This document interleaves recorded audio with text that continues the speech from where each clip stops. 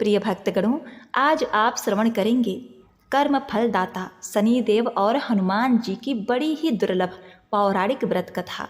पुराणों के अनुसार शनिदेव का एक नाम कृष्ण भी है।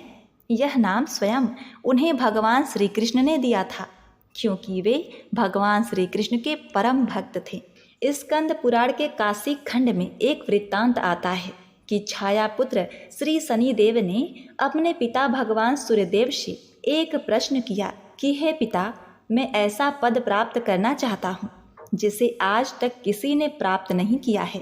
हे पिताश्री, आपके मंडल से मेरा मंडल 7 गुना बड़ा हो, मुझे आपसे अधिक 7 गुना शक्ति प्राप्त हो, मेरे वेग का कोई सामना नहीं कर पाए, चाहे वह देव, असुर, दानव या सिद्ध साधक ही क्यों न हो।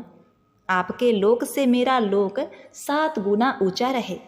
दूसरा वरदान मैं यह प्राप्त करना चाहता हूँ कि मुझे मेरे आराध्य देव भगवान श्री कृष्ण के प्रत्यक्ष दर्शन हो तथा मैं भक्ति, ज्ञान और विज्ञान से पूर्ण हो सकूं। शनिदेव की यह बात सुनकर भगवान सूर्य प्रसन्न तथा गदगद हुए और कहा, हे पुत्र, मैं भी यही चाहता हूँ कि तू मेरे से 7 गुना अधिक शक्ति वाला हो, मैं भी तेरे प्रभाव को सहन न कर सकूं। इसके लिए तुम्हें तप करना होगा। तप करने के लिए तू काशी चला जा। वहां जाकर भगवान शंकर का घनघोर तप कर और शिवलिंग की स्थापना कर तथा भगवान शंकर से मनोवांछित फलों की प्राप्ति कर ले। प्रिय भक्तगणों, शनिदेव ने पिता की आज्ञा अनुसार वैसा ही किया। भगवान शंकर की घोर तपस्या की। इस तपस्या से उनका शरीर पूर्ण रूप से जला लिया। शनि की भक्ति को देखकर भगवान शिव बहुत ही प्रसन्न हुए और उनसे वरदान मांगने के लिए कहा। शनिदेव ने वरदान के रूप में मांगा कि वह चाहते हैं कि उनकी पूजा अपने पिता से अधिक हो, जिससे सूर्य देव को अपने प्रकाश का अहंकार टूट जाए। भगवान शिव ने शनिदेव को वरदान दिया कि तुम नवग्रहों में श्रेष्ठ होगे और पृथ्वी लोक पर न्यायाधीश के रूप में तुम लोगों को कर्मों के अनुसार फल प्रदान करोगे। इसीलिए आज भी भगवान शिव को न्यायाधीश के रूप में पूजा जाता है और सभी ग्रहों में उनका स्थान बहुत ऊंचा है। प्रिय भक्तगणों, आज के दिन जो भी मनुष्य इस व्रत को करता है या कथा का श्रवण करता है तो उन भक्तों पर शनिदेव के साथ साथ हनुमान जी की कृपा भी प्राप्त होती है, क्योंकि शनिदेव से परेशान मनुष्य इस दिन हनुमान जी की कथा को सुनने तथा भजन कीर्तन करने से उनकी सभी प्रकार के ग्रह बाधाएं, साढ़े साती, ढैया समाप्त हो जाती है और साथ ही शनिदेव जी की कृपा से भक्तों को रोगों से मुक्ति मिलती है, धन, पुत्र, व्यापार में तरक्की होती है, बुरा समय समाप्त हो जाता है। ऐसा हमारे पुराणों में वर्णित है।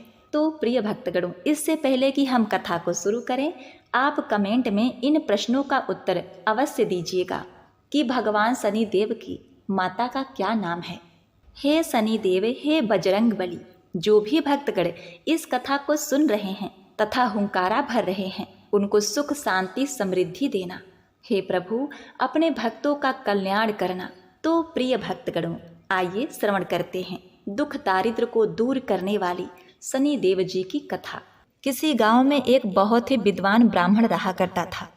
एक दिन रात्रि में उसने सपने में देखा कि एक नीला वस्त्र पहने हुए बहुत ही दिव्य पुरुष उसे कह रहा है कि हे ब्राह्मण देवता, मैं तुझे लगूंगा। अब देखिए, यह सपना उस ब्राह्मण को रोज दिखाई देता। इससे वह परेशान हो गया और दुबला पतला होने लगा। उसका स्वास्थ्य बहुत ही गिरने लगा। एक दिन उसकी पत्नी ने कहा, देखिए जी, मैं आपको कितना अच्छे से खिलाती पिलाती हूँ, मेवा मिश्री खिलाती हूँ, दूध मलाई खिलाती हूँ, अच्छा भोजन आहार पकाकर खिलाती हूँ, फिर भी आप इतने दुबले पतले क्यों होते जा रहे हैं? इसका क्या कारण है? प्रिय भक्तों, उस ब्राह्मण ने अपनी पत्नी से अपना सारा हाल बताया कि मेरे सपने में एक नीले कपड़े पहने हुए बहुत ही दिव्य पुरुष आते हैं। वे मुझे कहते हैं कि हे ब्राह्मण, मैं तुम्हें लगूंगा। अब यही सोचकर मुझे भूख प्यास नहीं लगती, मैं दुबला हो जा रहा हूँ। तब ब्राह्मणी ने कहा, हे पतिदेव, मुझे लगता है कि आपको शनि भगवान दर्शन देते हैं। आपके ऊपर शनि की दशा शुरू होने वाली है, इसीलिए आपको वे सचेत करते हैं। अवश्य ही वे शनि महाराज हैं। अब की बार जब दिखेंगे तो आप उनसे कहिएगा कि आप मुझे सिर्फ 1.25 ही लगिए। प्रिय भक्तगणों, उसी दिन जब रात्रि होती है तो ब्राह्मण फिर से सोता है और उसके सपने में शनि भगवान दर्शन देते हैं और कहते हैं, हे ब्राह्मण, आज मैं तुम्हें लगूंगा। तब ब्राह्मण ने कहा, हे भगवान, यदि आप लगना ही चाहते हैं तो लग जाइए, लेकिन ये बताइए भगवान, आप कितने दिनों के लिए लगोगे? तब शनिदेव ने कहा, हे ब्राह्मण, तुम्हारे ऊपर 7.5 शुरू होने वाली है, मैं तुम पर 7.5 साल के लिए लगूंगा। तब ब्राह्मण ने कहा, क्षमा करो भगवान, इतना भारी तो मुझसे झेला नहीं जाएगा, 7.5 साल बहुत है भगवान। तब शनिदेव बोले, अच्छा, 5 वर्ष के लिए लगूंगा। तब ब्राह्मण ने कहा, शनि महाराज, ये भी मेरे लिए ज्यादा है। शनि भगवान बोले, तो ठीक है, 2.5 साल का लग जाऊं। ब्राह्मण ने फिर मना कर दिया। तब शनिदेव कहने लगे, 1.25 का लगूंगा तो ठीक रहेगा। प्रिय भक्तों, उसे 1.25 की शनि की दशा लग गई। ब्राह्मण ने नींद से उठते ही अपनी पत्नी से कहा, देखो, मेरे 1.25 की शनि की दशा लगी है, सो मैं जंगल जाकर समय बिताऊंगा। तुम मेरे खाने पीने का सारा सामान बांध दो और मेरे पीछे किसी से लड़ना मत, घर में बैठी रहना, बच्चों को भी कहीं मत जाने देना और इस 1.25 में किसी को गाली भी मत सुनाना। ऐसा कहकर ब्राह्मण अपने घर से जंगल की ओर चल दिया। जंगल में ब्राह्मण एक पीपल के पेड़ के नीचे बैठ गया और हनुमान जी का पाठ करने लगा। 1 पहर बीत गया तो ब्राह्मण ने सोचा, बाकी का समय तो रास्ते में ही बीत जाएगा, सो वह वहां से चल दिया। और रास्ते में चलते हुए उसे एक सब्जी मंडी दिखाई दी। उसने सब्जी मंडी में से एक बड़ा सा कद्दू खरीद लिया। कद्दू खरीद के अपने चादर में लपेट करके वहां से चल देता है। तभी रास्ते में शनि महाराज एक साधु का भेष बदलकर उसके पास आते हैं और कहते हैं, तुम्हारे चादर में क्या है? ब्राह्मण ने कहा, हे साधु महाराज, मेरे इस चादर में तो कद्दू है।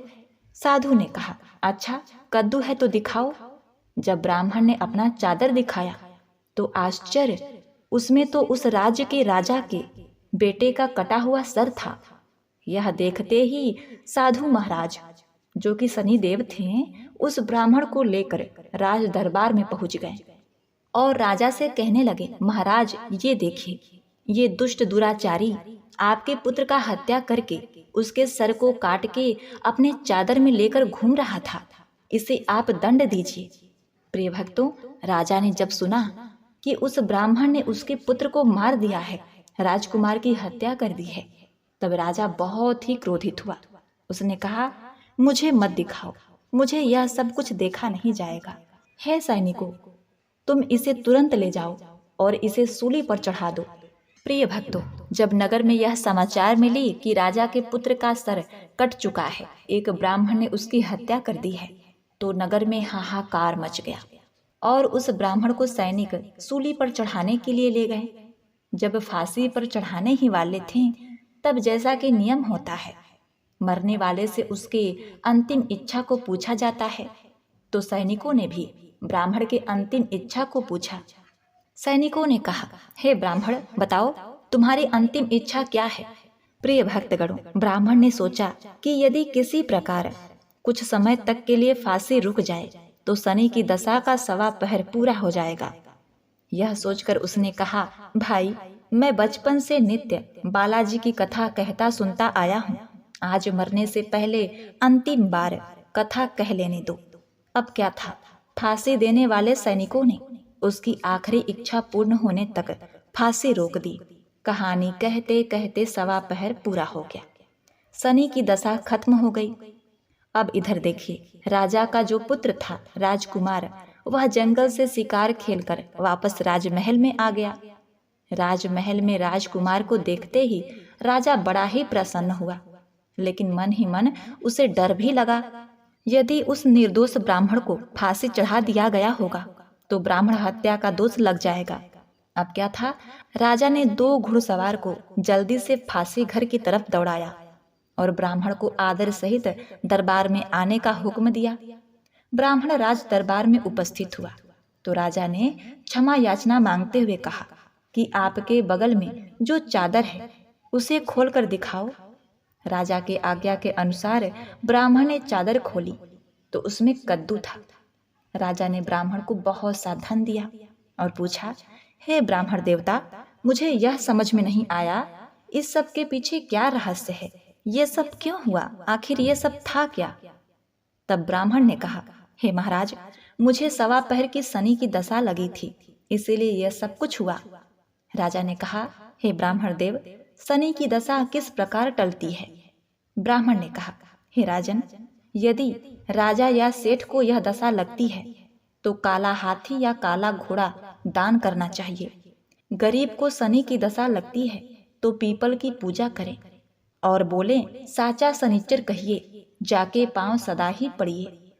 शनि की कहानी सुने, तिल तेल और काला उड़द आदि का दान दें।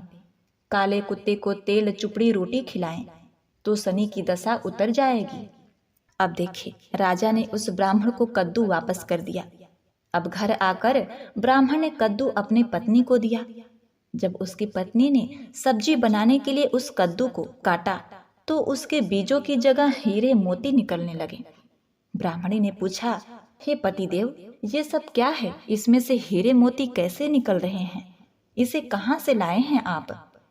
तब ब्राह्मण ने कहा, हे प्रिय, जब शनि की दशा लगी थी तो ये कद्दू कुंवर का सर बन गया था, और जब दशा उतरी है तो शनि जी ने कैसे निहाल कर दिया, हमें माला माल कर दिया। हे शनि देवता, जैसे ब्राह्मण को शनि की दशा लगी वैसे किसी को शनि की दशा न लगे। जैसे ब्राह्मण को धन दौलत मिला वैसे सबको धन दौलत मिले। कथा कहानी कहते सुनते हुंकार भरते सबको मिले। शनि देव ने ध्याऊं, मन इच्छित फल पाऊं। जय शनि देव, हे शनि देव, जय शनि देव। ओम नमः शिवाय। प्रिय भक्तगणों, अब आइए श्रवण करते हैं भगवान शनि देव की दूसरी कथा। यह कथा सुनने से भक्तों को मन वांछित फल की प्राप्ति होती है। नर्मदा नदी के किनारे एक गांव में बहुत ही बड़े साहूकार का परिवार निवास करता था। साहूकार की मृत्यु हो चुकी थी। घर में साहूकारनी तथा उसके 2 बेटे, एक बड़ी बहू थी।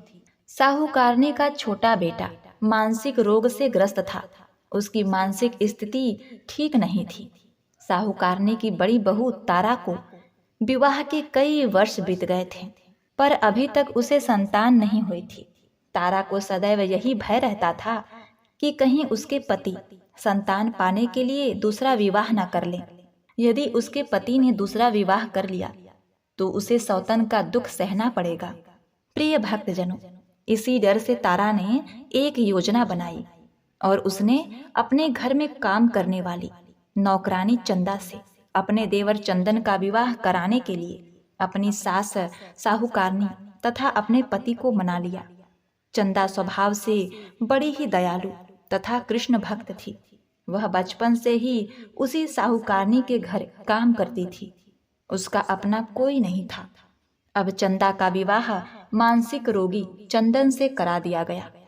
कुछ साल बाद चंदा ने एक सुंदर पुत्र को जन्म भी दिया, किंतु चंदा की जेठानी तारा ने चंदा का बच्चा छीन लिया और उसे घर से धक्के मारकर बाहर निकाल दिया। और तारा ने अपने पति को भी अपने पक्ष में कर लिया। प्रिय भक्तगणों, बेचारा चंदन तो मानसिक रोगी था, वह कर भी क्या सकता था, और वह साहूकारनी चाहकर भी कुछ न कर सकी। प्रिय भक्तगणों, दरअसल ये तो तारा की चाल थी। उसने तो कभी चंदा को अपनी देवरानी माना ही नहीं। वह तो सिर्फ चंदा से उसका बच्चा लेना चाहती थी ताकि उसे पाल पोस कर अपना नाम दे सके। अब देखिए, चंदा के बार बार रोने गिड़गिड़ाने पर भी तारा नहीं मानी और उसे उस गांव से ही निकाल दिया। अब चंदा गांव गांव भटकने लगी। भटकते भटकते वह कृष्ण जी के एक पुराने मंदिर में पहुंच गई। वहीं पर उसने प्रभु से न्याय की गुहार लगाई। वह अपना सर भगवान के चौखट पर पटकने लगी तथा लगातार ओम कृष्णाय नमः मंत्र का जाप भी करती रही। प्रिय भक्तों, उस स्त्री की करुण पुकार न्याय के देवता शनि देव ने सुनी तथा भगवान श्री कृष्ण के आदेश से तुरंत चंदा के पास उपस्थित हो गए और साधारण मनुष्य का रूप धारण करके उसे अपने आप को कष्ट ना पहुंचाने के लिए कहा और कहा कि हे बहन, तुम भगवान श्री कृष्ण पर विश्वास रखो और ओम कृष्णाय नमः मंत्र का जाप करती रहो। तुम्हारा अवश्य ही कल्याण होगा। तुम्हें जो भी दुख है सब भगवान श्री कृष्ण हर लेंगे और शनिदेव की कृपा से तुम्हारा मंगल होगा। यह सुनकर चंदा भगवान श्री कृष्ण के आराधना में लग जाती है। शनिदेव का ध्यान करते हुए ओम कृष्णाय नमः मंत्र का जाप करने लगी। अब शनिदेव एक साधु का भेष बदलकर साहूकारनी के घर पहुंच गए और अलख निरंजन का अलख जगाने लगे। तब घर से बाहर साहूकारनी निकली और उसने भिक्षा देकर उन्हें प्रणाम किया। तब साधु रूपी शनिदेव ने कहा, हे देवी, मैंने सुना है आपके घर में कोई मानसिक रोगी है। मैंने 7 सालों से हिमालय के जंगलों में भटकते हुए बहुत ही दुर्लभ जड़ी बूटी इकट्ठी की है जो हर प्रकार के रोगों को समाप्त कर देती है।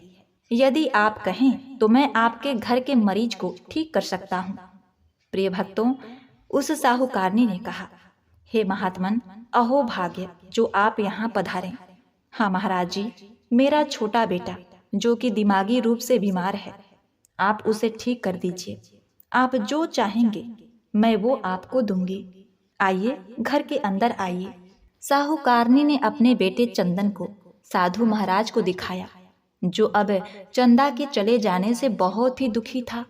साधु महाराज ने अपने कमंडल से जल निकालकर उसे अभिमंत्रित करके चंदन को पीने के लिए दिया। उस जल को पीते ही चंदन बिल्कुल ठीक हो गया और साधु महाराज ने तारा को भी बहुत समझाया कि वह चंदा का बच्चा उसे वापस कर दे और अपनी गलती को स्वीकार कर ले, किंतु नहीं मानी। वह तो उल्टे ही साधु महाराज को ही डांटने लगी, यहाँ तक कि चंदन के ठीक होने से उससे ईर्ष्या करने लगी। इस बात से रुष्ट होकर भगवान शनिदेव की दशा तारा को लग गई और वह मानसिक रोगी हो गई। उसका एक हाथ लकवा से ग्रस्त हो गया। साधु महात्मा के बताए अनुसार चंदन अपनी पत्नी चंदा को घर ले आया और अपनी पत्नी, बच्चे और माँ के साथ हंसी खुशी जीवन व्यतीत करने लगा। प्रिय भक्तों, तारा को शनिदेव ने उसके कर्मों का फल दिया और चंदा के सिर्फ ओम कृष्णाय नमः मंत्र का जाप करने से उस पर कृपा बरसाई और उसका बच्चा, पति, परिवार वापस मिल गया। उसका पति स्वस्थ हो गया। जय शनिदेव, जय जय शनिदेव, ओम नमः शिवाय। प्रिय भक्तगणों, कथा को समाप्त करने से पहले बहुत ही महत्वपूर्ण जानकारी के विषय में। 7.5 क्या होती है, इससे लोग क्यों डरते हैं? यह सही है कि 7.5 के समय व्यक्ति को कठिनाइयों एवं परेशानियों का सामना करना होता है, किंतु इसमें घबराने वाली बात नहीं है। इसमें कठिनाई और मुश्किल हालात जरूर आते हैं, परंतु इस दौरान व्यक्ति को कामयाबी भी मिलती है। बहुत से व्यक्ति 7.5 के प्रभाव से सफलता की ऊंचाइयों पर पहुंच जाते हैं। 7.5 व्यक्ति को कर्मशील बनाता है और उसे कर्म की ओर ले जाता है। हठी, अभिमानी और कठोर व्यक्तित्व वाले व्यक्ति से यह काफी मेहनत करवाता है।